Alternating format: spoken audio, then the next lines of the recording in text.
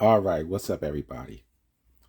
This is a video I really was trying to avoid doing, but it never fails. Whenever I do a video, and if I mention Africans or Native Americans, there's always somebody in my comments will say, "We're not Africans." All right. So I'm only doing this video to let you guys know that I'm not hiding under a rock. I'm not a person who is not aware of what's going on in the world. I understand that there is a group of individuals who believe that they're indigenous to America. And truth be told, I've been following a lot of these guys for years, starting with Dan Calloway. Now he's the guy who said originally, keep this in mind, he said originally 90 something percent of black people in America are indigenous to America. And he said the slave trade never happened. But then he said, if it did happen, it happened in reverse. So in other words, black people from America was transported to Africa and then reshipped to America, because he had to explain why so many black Americans have similar DNA to Africans. So this video is about letting you guys know I hear you. I hear you loud and clear. I know where you're coming from. Unfortunately for me, I'm not there. And the reason why I'm not there is because, I'm a science guy. I'm driven by analytics and data. And if it doesn't add up, then I just can't ride with it. You see, I look for things like, archaeological evidence, astronomy, geology, linguistics, DNA, anthropology. Sciences like that help me determine whether or not something is factual or if something is make-believe. Just so you know, I am aware of some of the things that are being said in the indigenous community, like Verrazano description of the natives, the Cambridge definition of what an American is, Columbus writing in his journals, finding gold-tipped spears in the New World.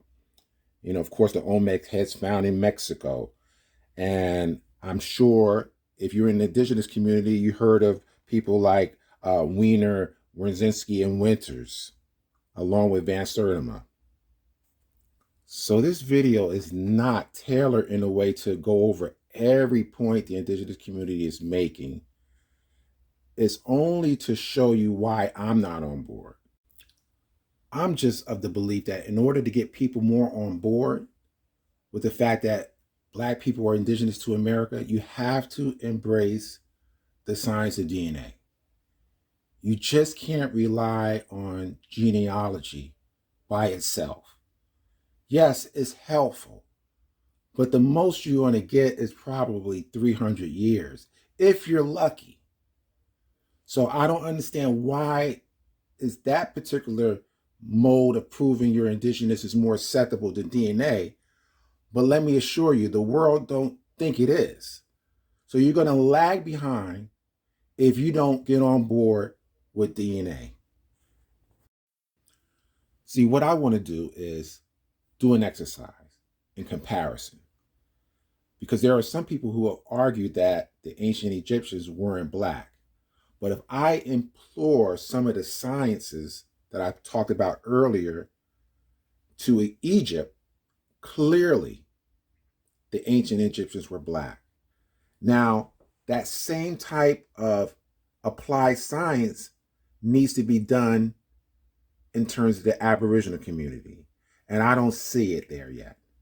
So this is why I have a problem. This is why I struggle in accepting it, because there's too many unanswered questions. So let's explore some of the issues I have in the indigenous community. Here's the other problem with many in the Aboriginal community. They believe all Negro people are the same people. So if you see a Negroid person in South America, or anywhere in the world, they say, oh, they're related to us. They're related to African Americans. And they do that because they don't want to accept the science of DNA. Because once DNA is established and once the testing is done, they will find out that these Negroid looking people are not related to us. You look at the Solomon Islanders, they're a group of Negroid people. However, genetically, they're not related to African American people. The same is true for the Andaman Islanders. They live off the coast of India. Look African, a Negroid group, but they're not genetically, they're not related to Black Americans. And so this is what happens when you avoid or you don't acknowledge the science of DNA. You make these false claims that just simply scientifically don't hold up. And for so many, this book pretty much started it all. And this deals with the discovery of these Omen Heads, who Van Sertima and others believe that they're African. And so, but yet there is no true archaeological evidence that really supports it. But yet a lot of people in the Aboriginal community rides with this particular narrative. And many in the Aboriginal community do agree that some of the Olmec heads don't look African. Some have Oriental features. So how do you explain that? You can't say that they were all Africans or they're all Negroids. So there's a problem with that. That's when you don't use all the science that's available in order to determine whether or not something is true. Now, we already know about Luzia, the so-called skeleton or skull that was found in Brazil. And initially by, I think his name was Walter Nieves, he described it as an Austral, which is a Negro, in other words. But unfortunately, that narrative got switched. There was a fire at the museum and some of the bones were destroyed. And apparently they put it back together and now Luzia is no longer a Negroid. Luzia is an Amerindian.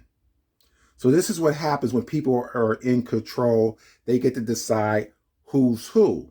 And if you're not willing to do the work to go down there, make these examinations yourself, the world will be told that these people are in fact Amerindian.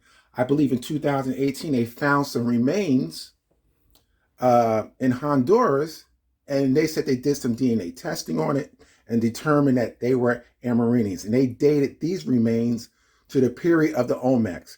Now they're saying that the Olmecs were Amerindian. Before that, there was no remains to test. So here's the problem I have with some people in the indigenous community. They reject DNA. Unfortunately, the world pretty much embrace it. So how do you fight against that if you're not willing to embrace the science? If you truly want to prove that these findings that are discovered in South America and Mexico are in fact Negroid, you guys have to assemble a team of geneticists and do the testing. You have to accept DNA as a real science. Your failure to not accept it leaves you guys looking pseudo. And I know that's the last thing you want to be viewed as. I have a question I need to ask you guys in the Aboriginal community. Please explain to me, what are the advantages of claiming Indigenous status? How does that benefit you as a Black person in America? Because where I'm sitting, I don't see this government treating you any differently than they would treat a person of African descent. So what is the benefit? And maybe someone in the comments could educate me on what the benefits are. Now, you might be able to say, well, I want to be able to tell my kids that I'm not a descendant of slaves. That's fine. But how does it push our people forward? That should be what we should all be striving for. And just because you're a descendant of African people doesn't somehow limit you into attaining great things in life. We all have the same opportunities, whether or not we're descendants of African people or whether or not we are indigenous to America. The white man doesn't make those distinctions. And I don't understand why we are, as Black people, we're engaging in a form of tribalism in America. We get on Africans about tribalism. That's all this is for me. It's tribalism. We're all brothers and sisters at the end of the day. So what is the point? So let me do this. Let me get into some of the criteria that I look for and determining whether something is true in terms of identity. And I'm going to use Egypt, or determining whether Egypt was truly a ancient African, Black African country. Okay? That's what we're going to do. Now, for me, this is evidence that the ancient Egyptians were in fact Black. You can look at the Sphinx and you could tell by the prognatism, the jaw, the facial structure, that this is a Black African individual. Now, some would say, well, you could say the same thing about the Olmec colossal heads. They look African, but you're not willing to accept that. But there is more evidence to suggest that the Sphinx is representative of the African type. After reviewing all the measurements, angles, and proportions, it's my conclusion that the Great Sphinx of Giza is not the same individual represented in the statue of the pharaoh Chephren. If the Sphinx isn't Chephren, who is it? Some eminent visitors over the years, among them Gustave Flaubert, thought the Sphinx was Black African. According to Zulu history, in ancient times, their people inhabited northern Africa. When the rain stopped and the region became Sahara, the Zulu migrated south.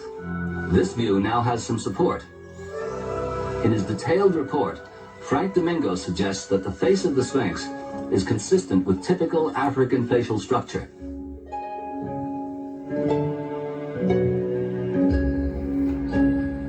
After the New York Times published its op-ed piece on Domingo's work, orthodontist Sheldon Peck wrote a letter, independently arriving at the same conclusion. Orthodontists work with facial bone structure on a day-to-day basis. There's also evidence of weather erosion. Some think that possibly it was due to windstorms, but some actually think it was due to heavy rainfall. Now, the problem with that is that the Sphinx is in it's in a desert, basically. And so it's hard to imagine it rained that significantly to cause that kind of erosion. But if you look back in time, in ancient times, the Sahara, as we know it, was tropical. And there was a lot of rain around 5,000 to 7,000 years ago. And so what you have on the Sphinx is weathering due to rainfall. And this was something that a geologist from Boston University, his name is Robert Schoch, he went down and he did some analysis, and he has determined that the erosion that you see on the Sphinx structure is due to heavy rainfall. Now you have Egyptologists who are not in favor of an ancient Black Egypt pushed back on that idea, and they labeled him pseudo. Now that's for you to decide, but I'm convinced. If you don't have this book in your library, I encourage you to get it. Fascinating read.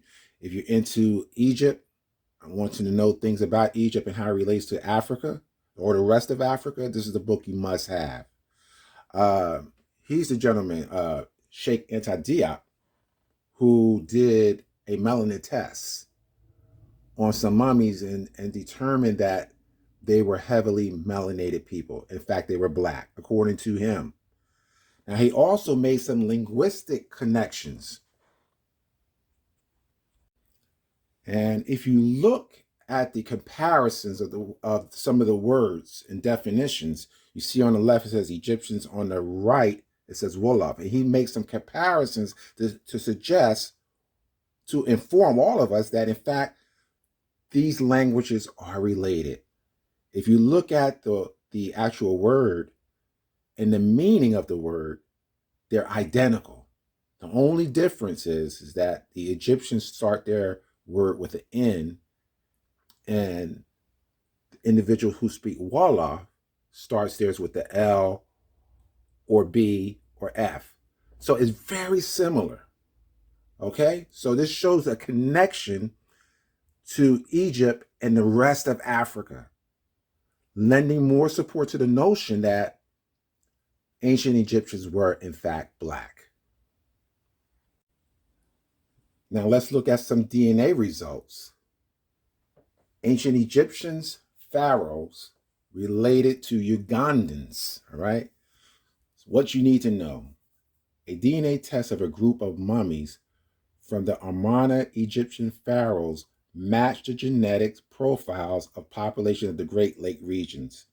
In December of 2012, DNA tests were conducted on the mummies of pharaohs Ramesses III and his son, which proved that they belong to the human Y chromosome group LE1B1A.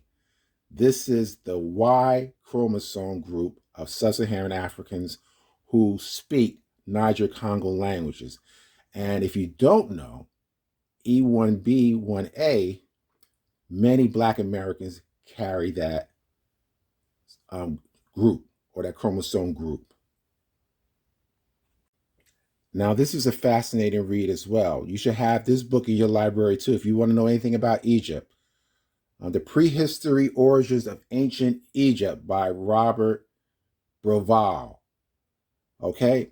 So, but what I'm going to do, I'm going to let him explain what's in the book because it's kind of complicated, and I think it's better that you hear it from him. Hi, I'm Richard Fusniak, also known as Fuzzy, and I'm webmaster for Robert Boval. I'm talking with him today about his new book he's working on called Black Genesis. Hello, Robert. Hi, Fuzzy. Yeah, I'm glad you're raising the question about my next book, which is going to be co-authored with Thomas Brophy, the American astrophysicist. Tom and I got together a couple of years ago because of a discovery that was made in the Sahara, which has now taken us on a huge research project, and it's culminating in this book that we're about to begin writing and should be available in about 7 or 8 months' time.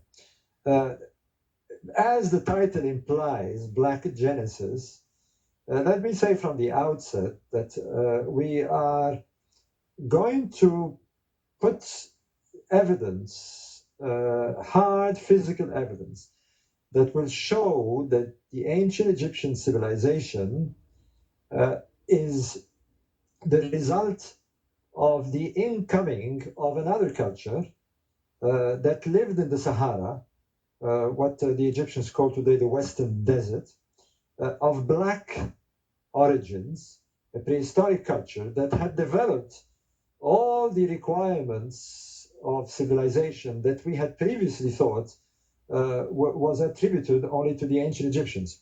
So this is basically the task of this book, is to prove that the origins of ancient Egypt comes from Black African prehistoric cultures. One of the central points of our book and research so far has been a region called Napta Playa. You remember we talked about this a lot in Egypt when you were there. It's on the border of Sudan. Yes, correct. It is a region that is roughly about 100 kilometers west of Abu Simbel, totally unknown until the late 1970s, when it was discovered by a group of American anthropologists. But it took quite a long time until the late 90s to realize that it was not just a prehistoric site, which there are many, by the way, in the Sahara, but a prehistoric site with a big difference. And that difference is that there is abundant evidence of a culture that performed complex religious ceremonies associated to the sky. One of the centerpieces is a so-called calendar circle, a kind of mini Stonehenge that has been dated to about 6000 BC. That means about 3000 years before the construction of pyramids, which has astronomical alignments to the summer solstice and also, as Thomas Brophy has shown, to the constellation of Orion, very much like the great pyramids of the Giza necropolis have.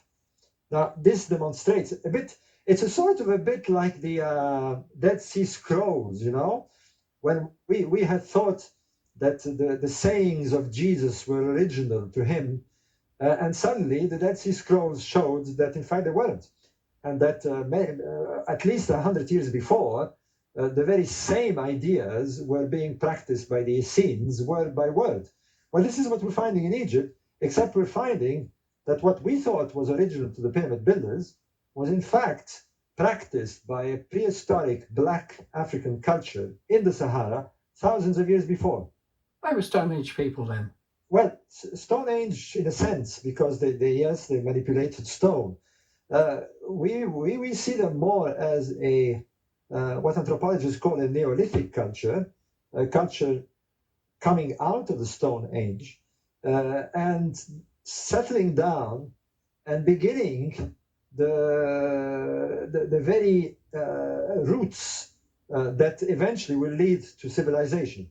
For example, the domestication of cattle, the beginning of agriculture, but more importantly, the developing of social structures and the religious ideologies that are the basis of any developed culture that spawns into a civilized form.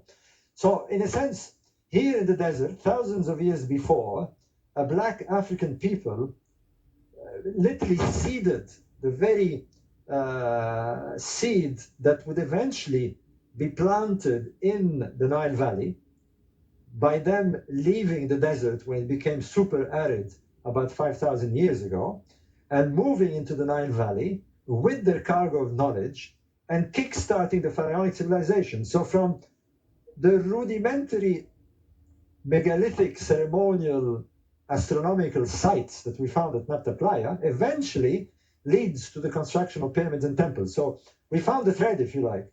And this is what this book is going to be about, to literally present this physical evidence.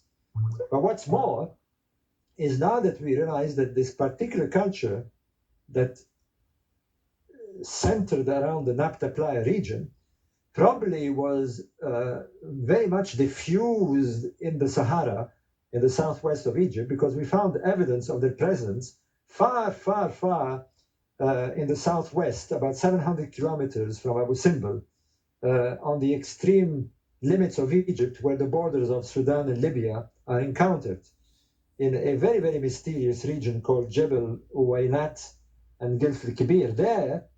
There is an abundance of rock art, which literally shows us in images painted by the very people, by the very black, mysterious stargazers of Nabta, and showing us how they look like. And it's pretty impressive. They seem very sophisticated. They lived in large communities. They obviously had herded large groups of domesticated animals, cattle in particular, and had begun agriculture. And so there you are, the missing link, if you like, to the pharaonic civilization, and the explanation of how this pharaonic civilization seemed so far to have sprung literally from nowhere. Well, it didn't.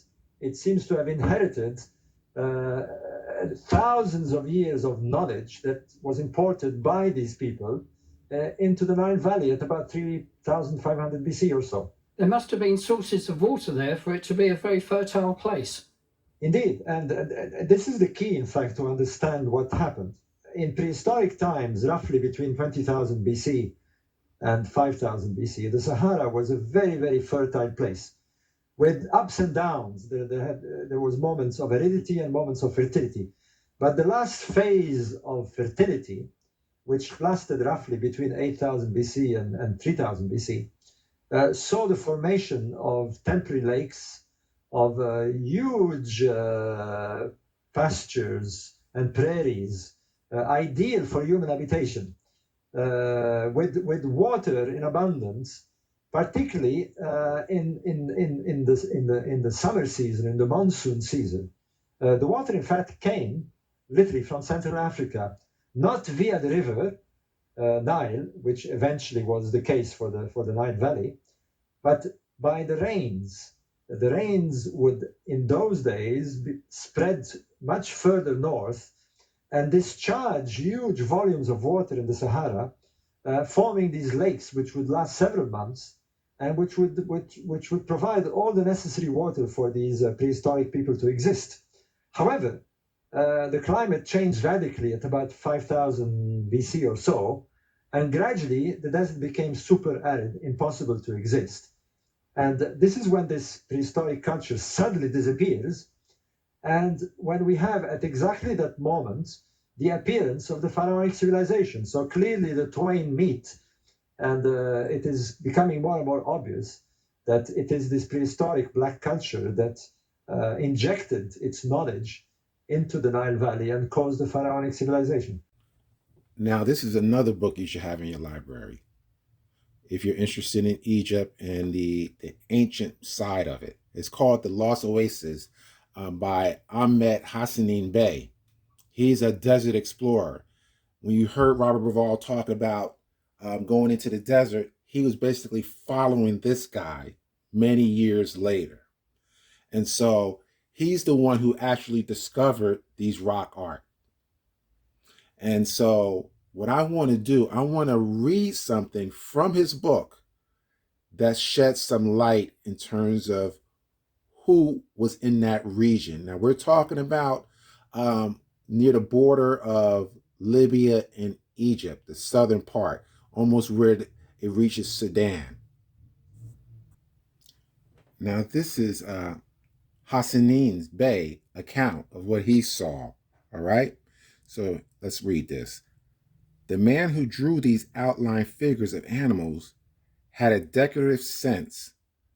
On their wall of the rock, these animals were rudely but not unskillfully carved. There were lions, giraffes, ostriches, all kinds of gazelles, and perhaps cows. Though many of these figures were effaced by time, the carving is from a quarter of a half an inch in depth, and the edges of the lines are weathered until in some parts they can be scraped off easily with a finger. I asked who made these pictures, and the only answer I got came from Malakim, the taboo. What men, he demanded, can do these things now? I did not find any traditions about the origin of these interesting rock markings, but I was struck by two things. There were no giraffes in the part of the country now, nor do they live in any similar desert country anywhere. Also, there are no animals among the carvings on the rocks, and one cannot penetrate this oasis now except with camels. Did the men who make these pictures knew the giraffes and not the camel? I reflected that the camel came to Africa from Asia about 500 BC. So what this tells me is that where do we see these animals, the lions and the giraffes now? We see them in sub-Saharan Africa. So if they were in the northern part, which we call now the Middle East, in prehistoric times, that means they migrated south. And who are the people in the south or in sub-Saharan Africa? What kind of people are they? They're black, just like the carvings. So that suggests to me that those black people either move south, move west, or moved to the Nile Valley.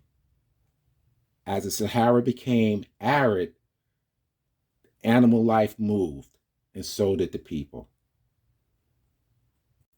Believe it or not, there's some evidence that suggests that the Dogon were the priests of Egypt.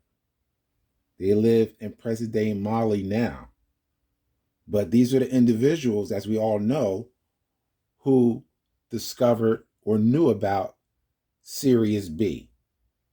And according to the European scholars, they weren't supposed to know this information.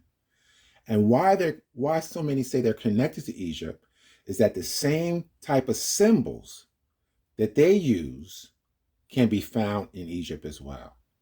So there's this clear connection between Black African people from all around the continent to ancient Egyptians. It's clear as day. Just like I said from the outset, this video is not tailored in any way to talk about everything that that is going on in the indigenous community.